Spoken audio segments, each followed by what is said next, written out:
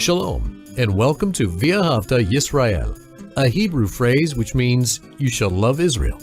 We hope you'll stay with us for the next 30 minutes as our teacher, Dr. Baruch, shares his expository teaching from the Bible. Dr. Baruch is the senior lecturer at the Zera Avraham Institute based in Israel. Although all courses are taught in Hebrew at the Institute, Dr. Baruch is pleased to share this weekly address in English. To find out more about our work in Israel, please visit us on the web at LoveIsrael.org. That's one word, LoveIsrael.org. Now, here's Baruch with today's lesson. God is a giving God. God loves to bless His people, and God will bless us according to His promises.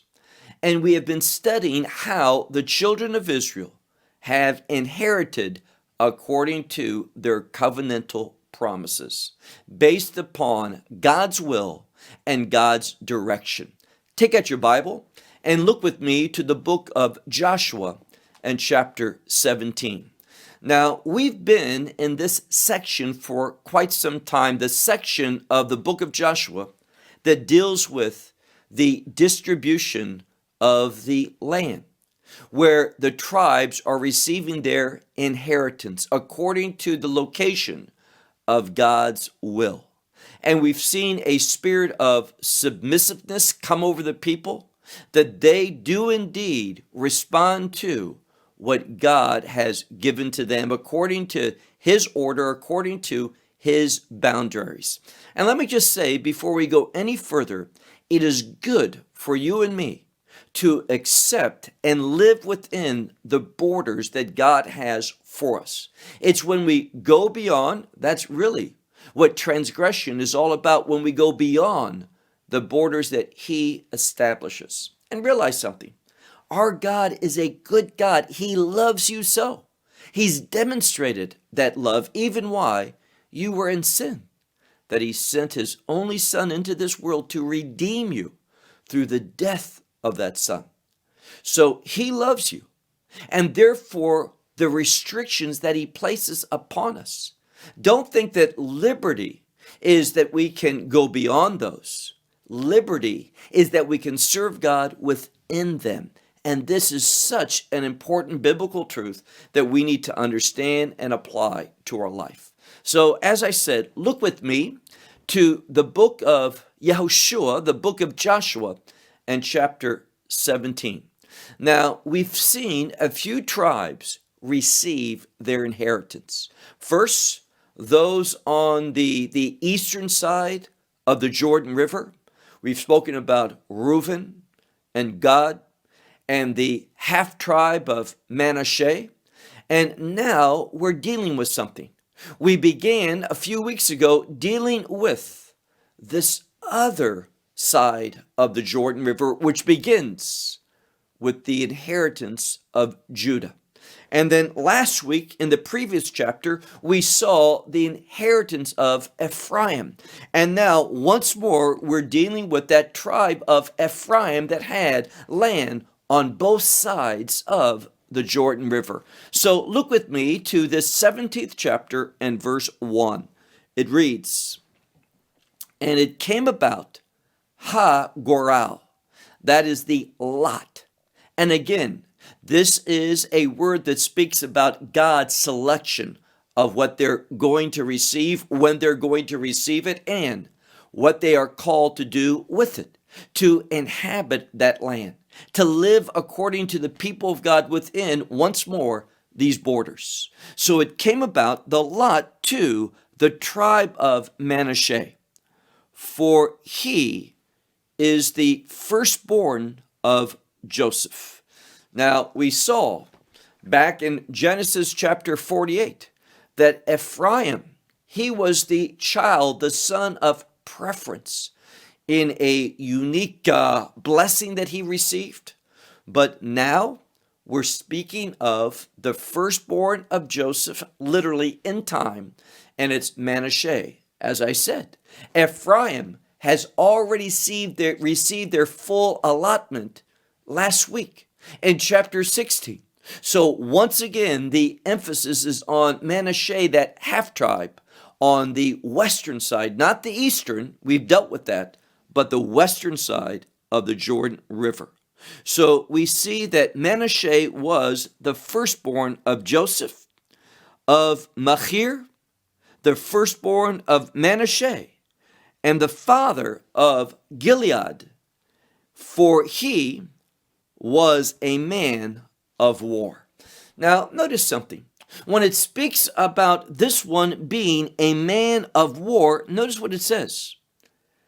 Vayehi lo, and it came about to him, speaking about the inheritance he received, Ha-Gilad veha-Bashan.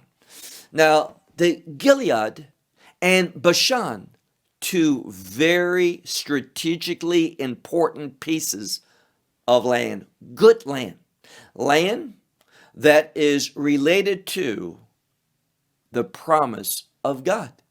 We see here that in this land there was the expectation, as it was with all the land, to dwell in it and inherit it, meaning possess it, so the purposes of God can be fulfilled.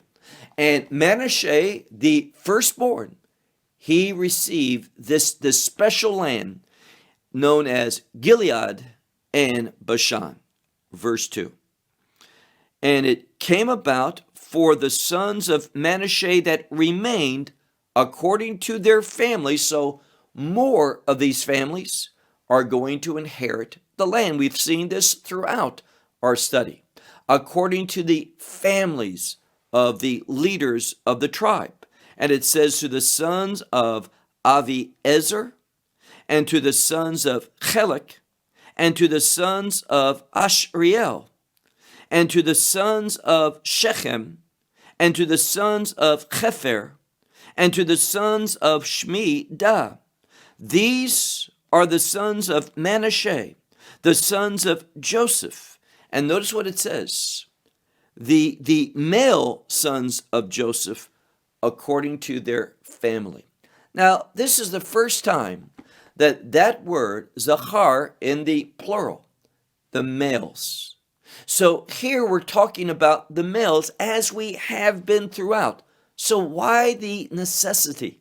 Why speak about males when this has been the normal methodology? Well, we'll come to why in a moment. Look now to verse 3. We're going to deal with another family, and we see something. If you're a good student of the Bible, you'll remember that in Numbers chapter 27, the same family is mentioned. And there was a problem because this man had no sons.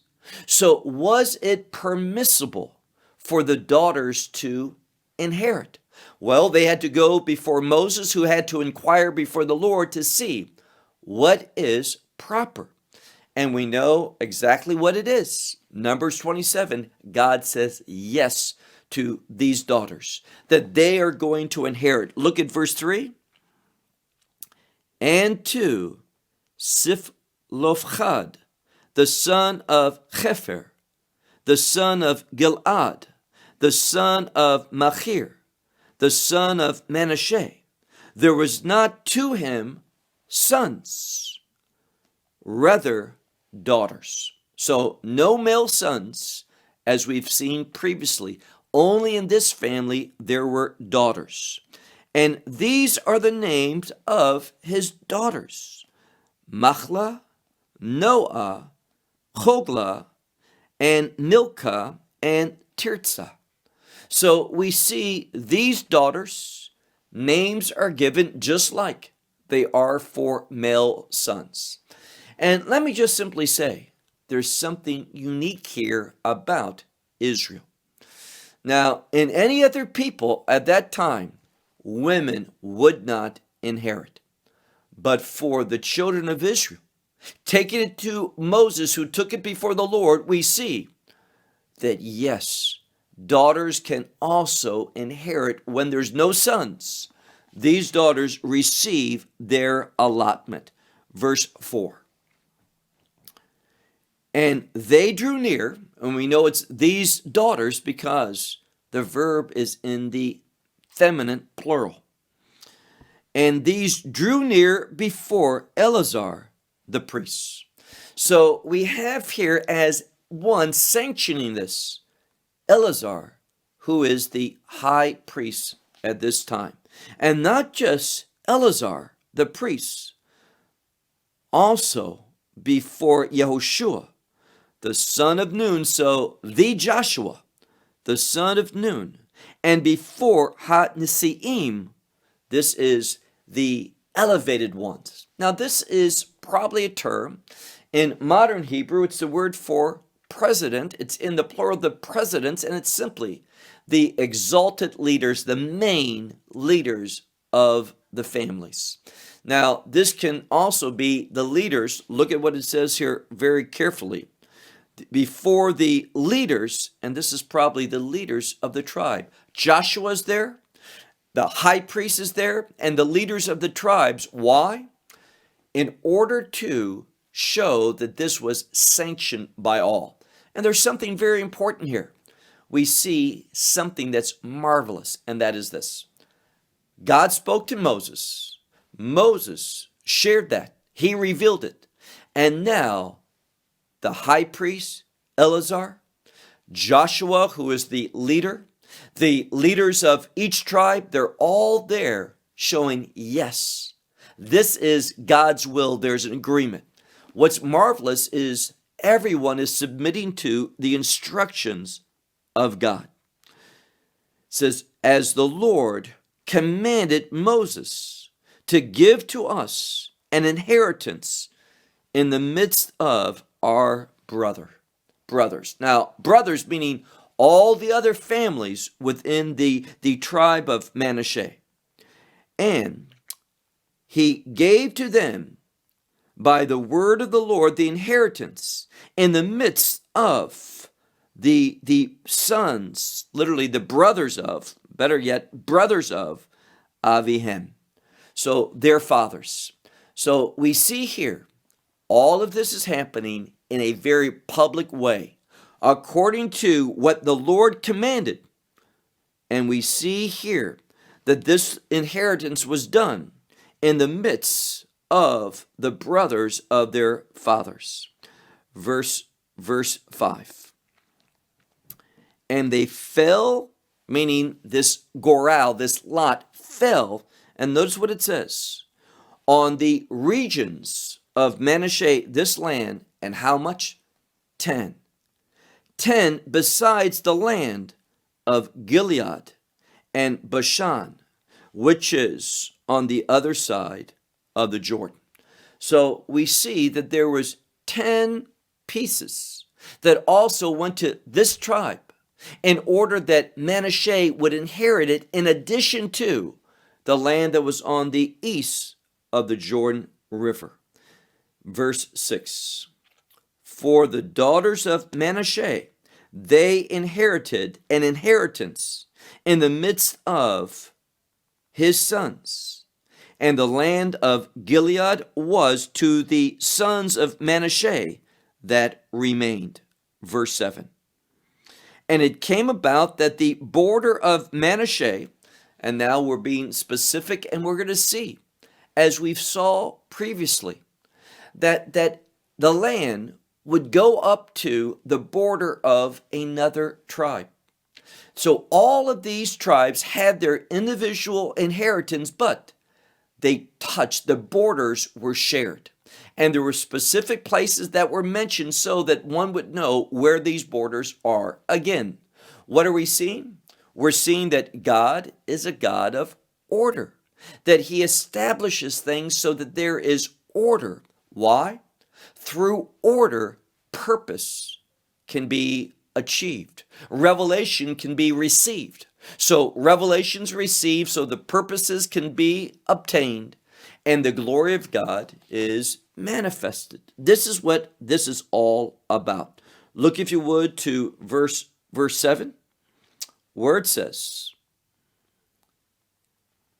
and it came about, the border of Manasseh was from Asher, this tribe, of Mikmetat, which is before Shechem. So here we know that Shechem, is a city. We know where it is today in the Samaria area, what's called Shimon. And we see here that it went up. This land of Manasseh went to Shechem. And then the border went to, many will say south, but it's literally to the right, to the inhabitants of En Tappuach. There again, we've seen these places before because these are the shared borders. These names appear because these places were shared between the tribes so that there was closeness. There was a connection between them. Verse 8. And to Manasseh was the land of Tappuach. So they were the ones that actually controlled this city, Tappuach. And Tappuach is to the border of Manasseh with the sons of Ephraim.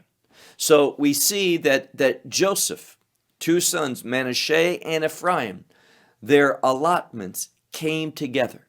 Distinct, separated, shared borders, and when the border city was mentioned, frequently it would say what tribe could actually control that city that was the border city. Look, if you would, to verse 9. And the border went down to Nachal Kana, and southward to the river.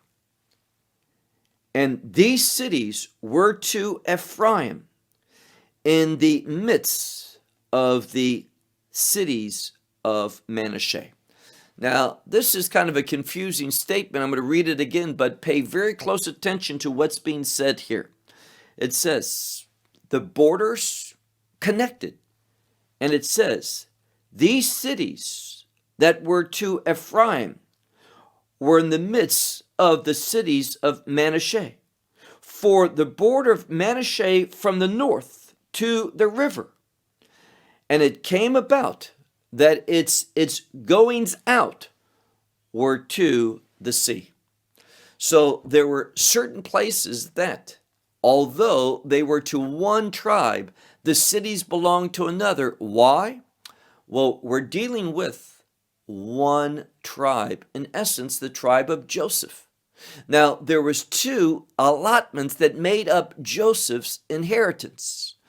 And this was in order to show and keep a connection between all the tribes. And also among themselves, that they would not be thought of as simply Ephraim and Manasseh, but that they would understand they're one tribe. They had overlapping. They had cities that shared a common place. So all of this is important in understanding what God wanted. Verse 10. And to the south of Ephraim, and to the north of Manasseh. And it came about that the sea was its border. And in Asher, and now we're seeing that once again, this border, this allotment to Manasseh, also in this area on the west, also bordered with Asher, this tribe. It bumped together. It's a word for striking. It came together from the north, also with Issachar on the east. So now we're going to see, and we can draw this out, how these tribes were interrelated, how their borders were shared in order to keep that connection, that there was 12 tribes, but one people, the children of Israel. Look now to verse 11. And it came about to Manasseh in Issachar and in Asher, the cities of Bet-Shean and its towns. Bet-Shean was a larger place that had kind of suburbs, and that's what it means literally. I said its towns, literally its daughters, which is a way of saying the smaller villages and towns around this larger place, Bet-Shean. And also Yivleam and its towns, its daughters. Here again, daughters, not women, but cities that were suburbs of this place, Yivleam. and also the inhabitants of Doar or Dor and its towns, and the inhabitants of Endor and its towns, and the inhabitants of Tanakh and its towns, and the inhabitants of Megiddo and its towns. So we have these primary cities mentioned, and Benotav, meaning what? Its towns, its daughters, literally, but it's speaking about its suburbs. And literally, it's Banoteha, it's, because we're dealing with the feminine. Look now, if you would, to verse 12, where it says, and the inhabitants of Megiddo, this is what's known as Armageddon, this place. And we see that there was three, and the word here is Nephet, Shaloshet ha-Nephet. This is these three elevated places of elevation and also significance. Now, verse 12. But the sons of Manasseh, meaning the children of this tribe, the sons of Manasseh were not able to take possession of these cities. Why? Well, because the Canaanite, they undertook to dwell in this land. So some of the Canaanites, they took these places, and the tribe of Manasseh was not strong enough. They were not able to move out the Canaanites. And this word for inheriting, by the way, it's a different one. So we have two words. This word nun chet lamet, nachala, is an inheritance, or Yerusha. So we've been dealing primarily with the word nachala for inheritance or inheriting, but now it's a change. We've come across it before, and it's a word to literally take possession or drive out the enemy. They were not able to do so because the Canaanites, they undertook, they ventured in order to dwell in this land. Verse 13. And it came about when the children of Israel were strong that they set the Canaanites for tax, meaning this. The Canaanites there became forced laborers. They lived there, but in order to live there and have life, they had to pay tribute, which was they became servants to the children of Israel. And it says they did not, nevertheless, take possession of all of its inheritance.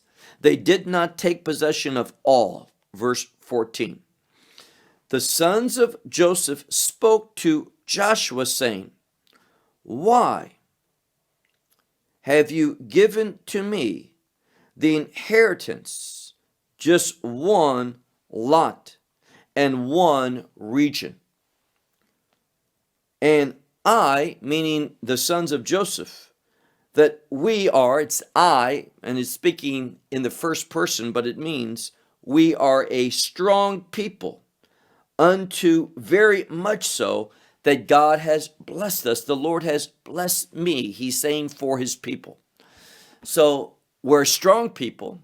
God has blessed us. We've done things. Why are we just getting one inheritance, one place of allotment? Why not more? Well, notice the answer. Look at verse 15.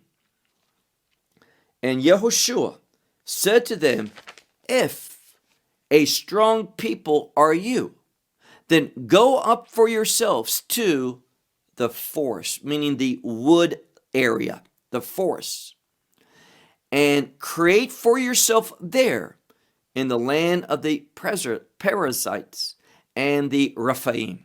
So it's saying, if you want additional land and you're strong, then go up to the woods, the forests, and clear it away yourself.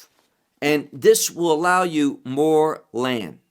For they felt, and this is what it says, for confined you are to the mountain of Ephraim. So they felt that it was just too confined of themselves, this land, by the mountain, the mountainous area of Ephraim.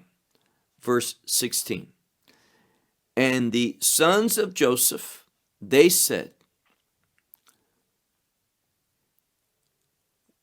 he has not found us the mountainous land. So what he's saying here is that the mountainous land has not been found for us. We want that high land as well, not just the forest, but the high land. And it speaks that the iron chariots is with all the Canaanites who dwell in the valley. So they're saying here, it's not the mountainous land for us because these Canaanites, they have these iron chariots and they are in the valley. And it says, to Asher is the house of Sha'an, Bet Sha'an, and its towns. And to Asher was also the Emek Yisrael. Now, we've talked about Bet Shean, we've talked about Megiddo, and you need to know something. There is hilly land around here. There are forests around there, but there's the valley. And I mentioned Armageddon. Well, the valley that they're speaking of, look very carefully at the end of verse 16. It says, to Asher was in the valley of Israel. This is also known as the valley of Jehoshaphat. This is the valley where God's going to judge, where Messiah is going to bring about an utter defeat of the enemies of Israel during the battle of Gog and Magog. And understand that the battle of Gog and Magog is also the battle of Armageddon.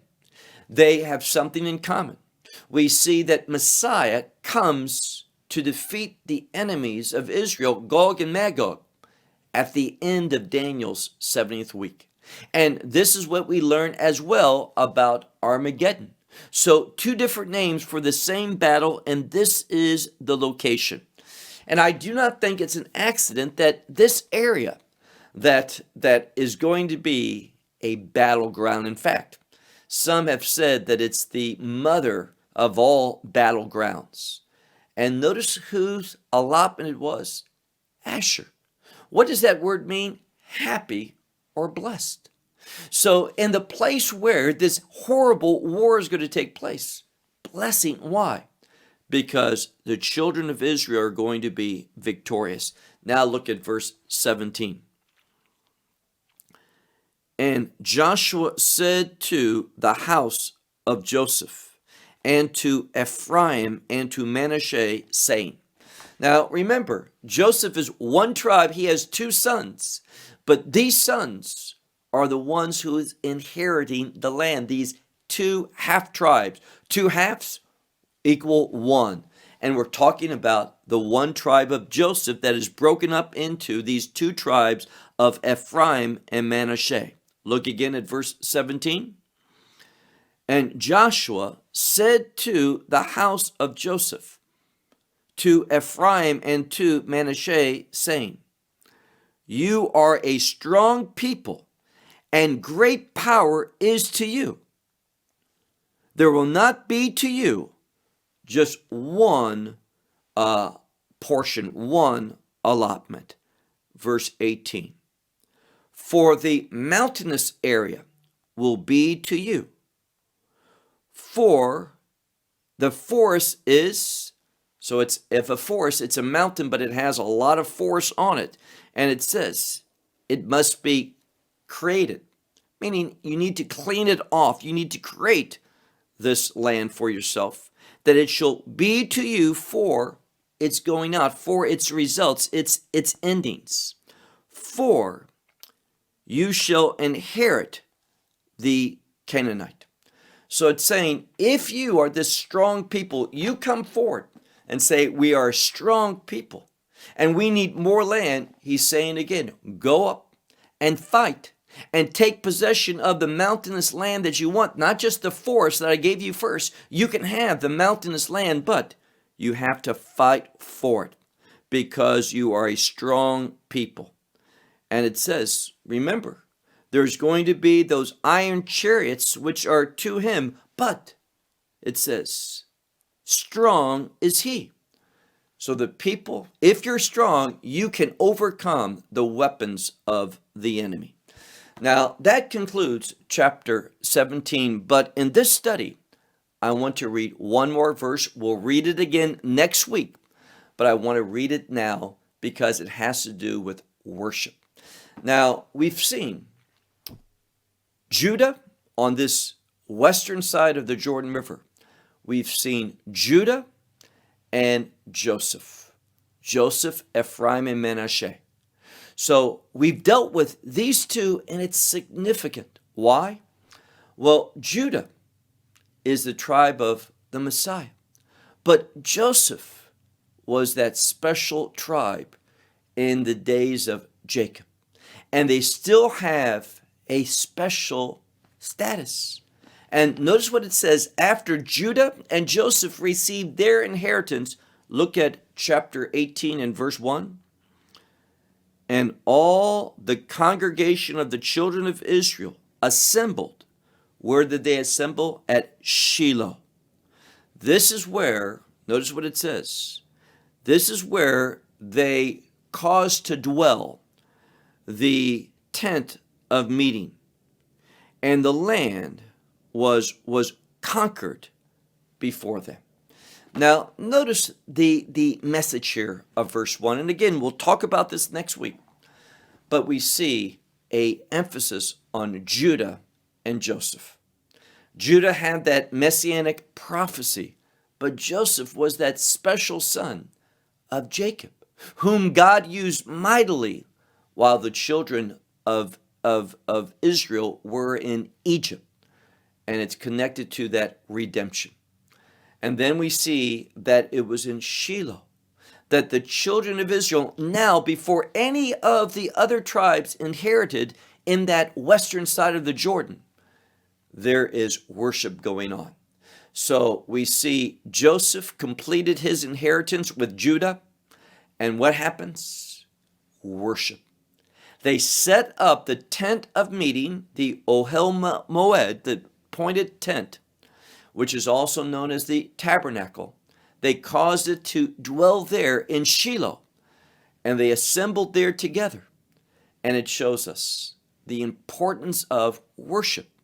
And that is why we began our study tonight with that very important verse from Psalm 145, which says, Tihilat Adonai yideber pi.